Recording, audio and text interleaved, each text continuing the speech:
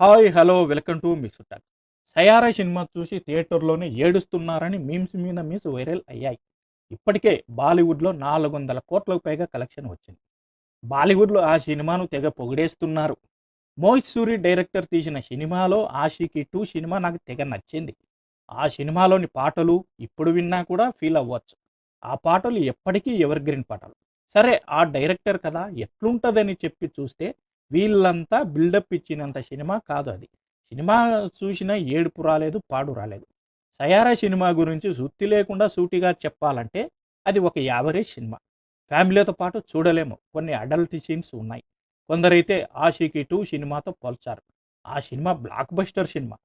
కొన్ని విషయాలు మాత్రమే బాగుంది, మిగతాదంతా డొల్ల. ఒక్క సినిమా కథ విషయానికి వస్తే క్రిస్ కపూర్ అలియాస్ సహన్ పాండే ఒక పాప్ సింగర్. అతని తల్లి చనిపోవడంతో తండ్రి తాగుతూ ఉంటాడు. అతను టాప్ సింగర్ కావాలని పెద్ద పెద్ద ఈవెంట్లు చేయాలని కలలు కంటూ ఉంటాడు. మరోవైపు వాణి బత్రా అలియాస్ అనిత్ ఒక రైటర్. ఆమెను ఒక డబ్బున్న వ్యక్తి ప్రేమించి మోసం చేసి వదిలేస్తాడు. దీంతో ఆమె డిప్రెషన్కి వెళ్ళిపోవడం జరుగుతుంది. డిప్రెషన్ నుంచి కోలుకొని ఒక కంపెనీలో ఉద్యోగానికి వెళ్ళడం, అక్కడ క్రిస్ కపూర్ కలవడం, ఆ తర్వాత వాళ్ళిద్దరు పాట కోసం కలవడం, ప్రేమించుకోవడం, ఆ తర్వాత వాళ్ళ మధ్య ఏం సమస్యలు వచ్చాయి అనేది సినిమా. గతం మర్చిపోవడం లాంటి కాన్సెప్ట్పై కమల్ హాసన్ నటించిన వసంత కోకిల అనే సినిమా ఉంది. ఆ సినిమా చూస్తే ఈ సినిమా పెద్ద డబ్బా అని మీరు అనుకుంటారు. ఫస్ట్ హాఫ్ పాత్రల పరిచయం, పాత్రలు కలవడం లాంటి విషయాలతో బాగా ఉంది. సెకండ్ హాఫ్ నుంచి సినిమా స్లోగా వెళ్తుంది. బోర్ కొట్టదు, కానీ సినిమా అంత ఇంట్రెస్ట్గా ఎంగేజ్గా లేదు. క్లైమాక్స్ నేను చాలా ఊహించుకున్నా, కానీ డిసప్పాయింట్మెంట్ చేసింది. కథ మొత్తాన్ని మనం ఊహించవచ్చు. ఆ కథను నడపడంలో డైరెక్టర్ కాస్త స్లో అయ్యాడు. పాటలన్నీ లిరికల్గా పిక్చరైజేషన్ పరంగా బాగున్నాయి. మ్యూజిక్ పర్లేదు, జస్ట్ ఓకే. వాళ్ళు హైపించే అంత లేదు.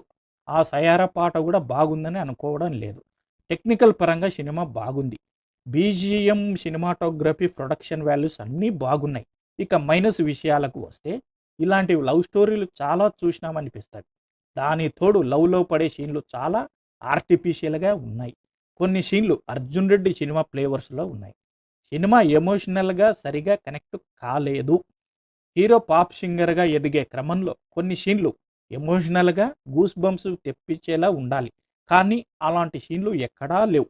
ఇక పర్ఫార్మెన్స్ పరంగా చూస్తే అహన్ పాండేకు, హీరోయిన్ అనిత్కు ఇది తొలి సినిమా, కానీ ఇద్దరు బాగా పర్ఫామ్ చేశారు.